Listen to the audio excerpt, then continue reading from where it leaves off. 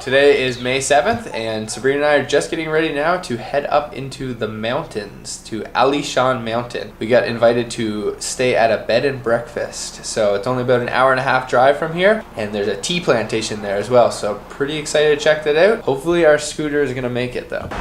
Okay, this is the scooter that has to take us up into the tallest mountains in Taiwan. And yeah, we've got what? 14,000 kilometers on her. Gonna make it, Sabrina?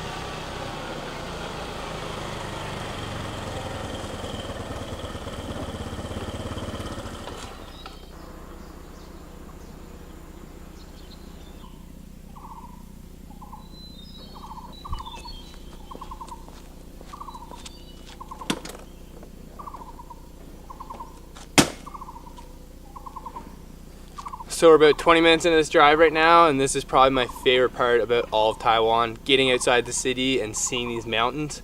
You can definitely feel a drop in temperature as we get higher in elevation. I think we've got about an hour left to go, so let's keep going.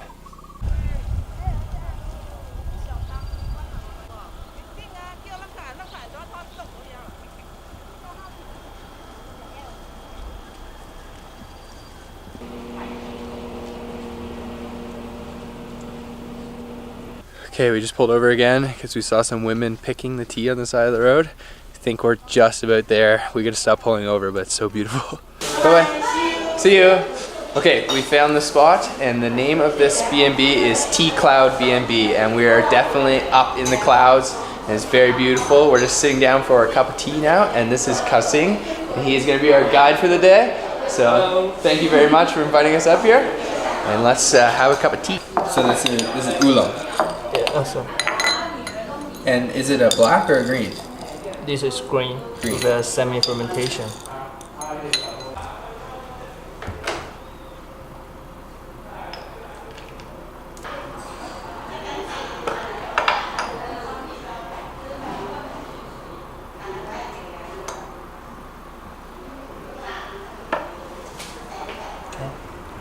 Thank you. Okay, let's try out this tea. This is Alishan Oolong green tea, right? Oh yeah.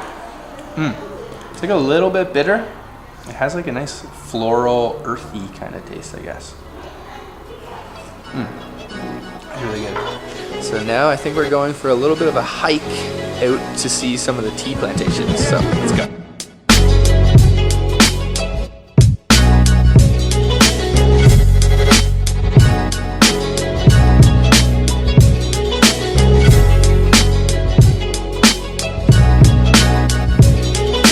Okay, we're up in the mountains now, just at the heading of the hiking trail, and Karsing is the nicest person ever. Taiwanese people are so friendly and their hospitality is incredible. So he's taken us up and literally dropped us right in this tea field.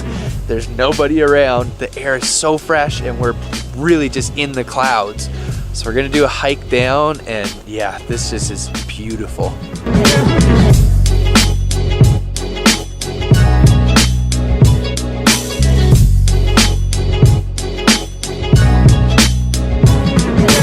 There's also tons of bamboo besides all of the tea here. And Karsing was telling us that his ancestors moved here like over 100 years ago, and they used to make paper out of the bamboo. And also they used to dig out the bamboo shoots, like the baby bamboo, and they'd have to carry it on their backs and walk for 4 hours so that they could send it down the mountain into the city. Going in for dinner now.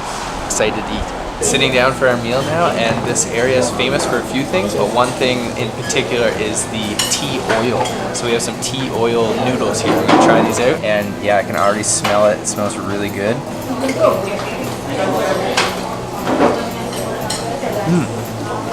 You can definitely taste the oil. It's kind of tea, but smooth and kind of earthy. Okay, so the next dish is the wasabi tofu. Another thing that this area is really famous for is the wasabi. Definitely can smell the wasabi.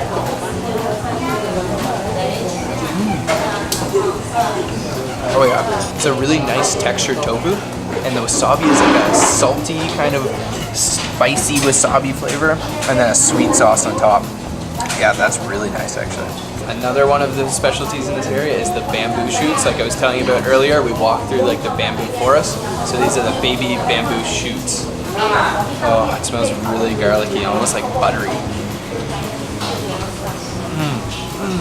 Oh, that is so smooth. It's like tender. I thought it'd be more crunchy. It's really like almost sour. And I'm not sure what's in the sauce, but definitely there's a lot of garlic. And it's a little spicy. There's some chilies in there. That's really nice. Okay, so this is the main dish. This is the tea oil chicken, and it's deep fried. We have a nice big chunk, and you can see all the oil on there. It is just glistening, and it looks really good. So I'm gonna try that out.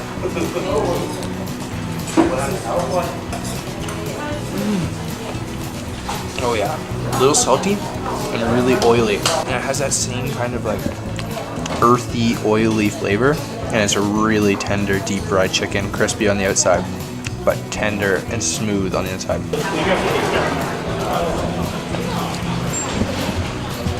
Okay, that was an awesome meal. Tea oil chicken, super unique and delicious. Just gonna head back to the B&B, charge up before we head out again tonight and see the fireflies. Okay, we're in our room now here at Cloud BnB, and this is such a nice place. I'm gonna give you a quick tour. The bathroom, nice toilet, stand-up shower, and then you come up onto the wooden floor here, elevated, big comfy bed. Oh my god, we miss comfy beds in Taiwan. Beds are so hard. We got a TV, and then we've got this, I'm pretty sure is like a traditional Taiwanese tea area, I guess you could say. Okay, I'm gonna take this table out of the ground to show you here. Where you set it up. Yes, traditionally sit on the ground, and here's the tea right here. Awesome. And then we got a nice view out the window here. It's so peaceful. Yeah, so nice. This place is so awesome, and Karsing is being the greatest host ever. Can't wait for the rest of this trip. Okay, we're at the firefly spot. It is completely pitch black here, so I hope my camera's gonna be able to pick them up. And yeah, let's go check them out.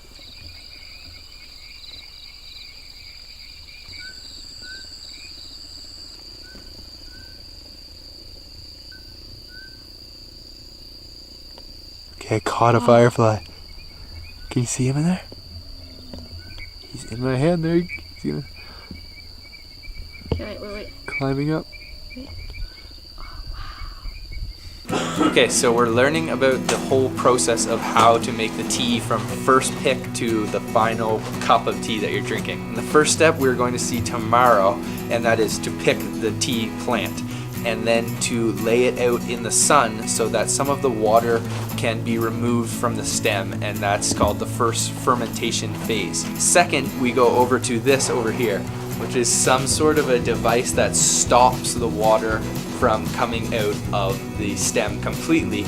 Each place has their own recipe where they keep a little bit of water, and that's for flavor. Next step is they're placed onto these massive bamboo circles, and this is the final fermentation. So they're left here for about 3 or 4 hours to ferment a little bit longer, and then we go over into the other room for the last step. This is the final step before it goes into the pot of tea, and that is the roast. And this smells amazing in here. This right here is a Oolong tea and is semi-fermented. It all depends on what altitude you're at. And green tea goes straight into the roast, and black tea is fermented longer. So this is somewhere between semi-fermented. Check this out. So much good smelling, delicious looking tea. That was so cool seeing that factory and learning about all the different intricacies of how all the different types of tea are made. Such an awesome day. I think we're gonna head back, maybe have a cup of tea, and then head to bed. And then tomorrow morning, early sunrise and seeing the tea being picked. So, see you then. Good morning. Sabrina and I raced out here. It's 5 a.m. and I think we're gonna catch a pretty sweet sunrise. Hopefully time lapse of sunrise now.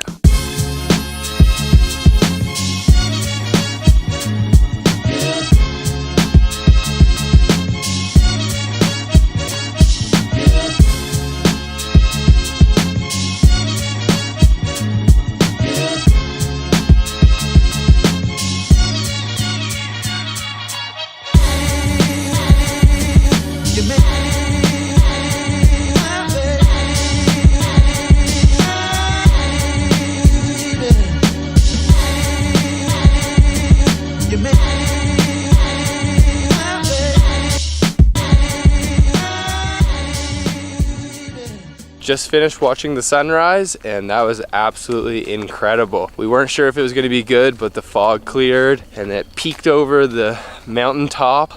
That light is just so hot and bright.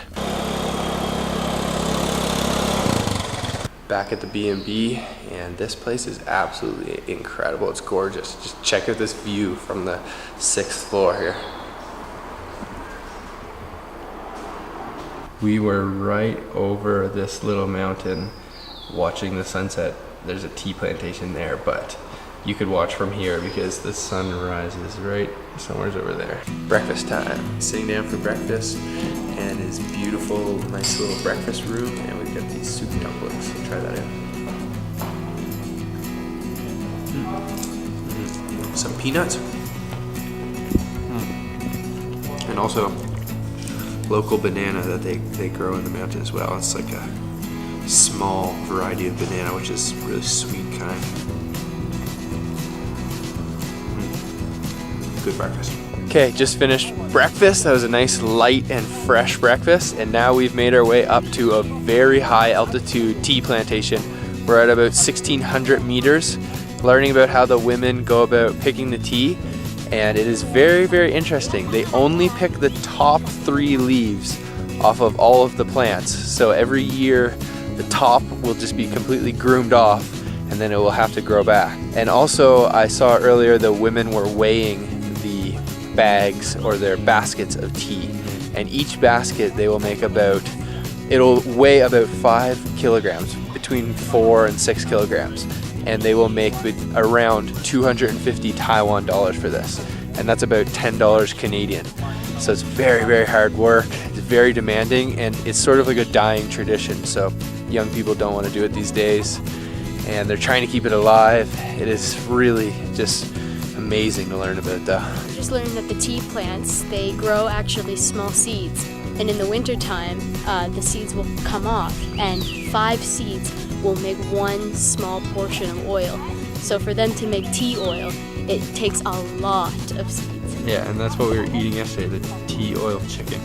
Growing up, and you just take a tip in 1 tip and 3 dips, like this. Like this one. 1 tip and 3 dips, and cutting down here. Right, and they break up. This is the bamboo shoot. So this is what we were eating yesterday, and it's very delicious. Cool. Also, you can see that the women have a special tool. They've got kind of like a razor blade, or 2 razor blades taped to their fingers. So they use this to trim the tops of the tea plant, the leaves off. It's so cool.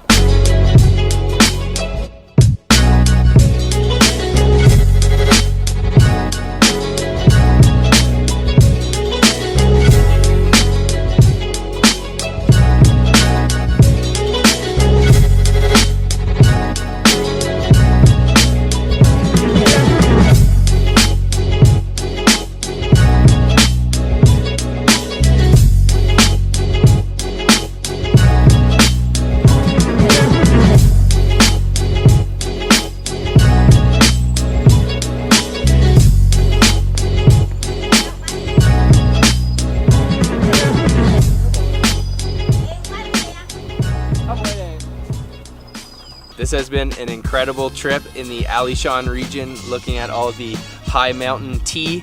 We are in an area called Shizhou, and we stayed at the Cloud BnB, and Karsing has been an amazing host. This whole trip has been awesome. So I will have all the links to the BnB in the description. You can check that out. And if you're ever in the region, I definitely recommend coming up here. It is absolutely beautiful. If you have any questions, leave a comment below, give this video a big thumbs up, and subscribe to the channel, because I'm going to be making lots of videos like this in Taiwan. And thank you for watching. So see you next time.